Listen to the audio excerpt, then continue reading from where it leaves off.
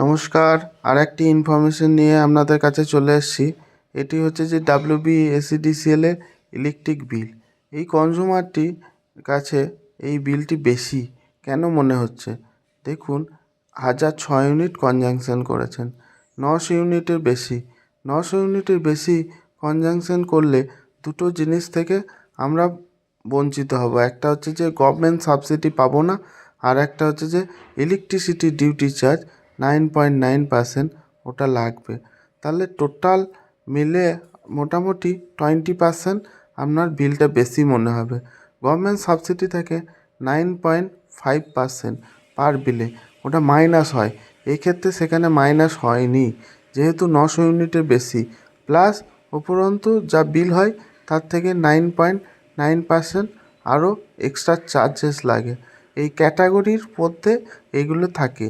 একটু বিলটা ভালো করে দেখলে, আপনারা লক্ষ্য করলে বুঝতে পেরে যাবেন। আশা করি এই ইনফরমেশানটা সবারই ভালো লাগলো। এরকম ছোট্ট ছোট্ট ইনফরমেশান জানতে হলে আমার ফেসবুক পেজ প্রিয়তোষ সাহা, এটাকে ফলো করবেন। আরও ভিডিও এখানে দেওয়া হবে। তবে আসি, টাটা, বাই বাই। সুস্থ থাকবেন, ভালো থাকবেন।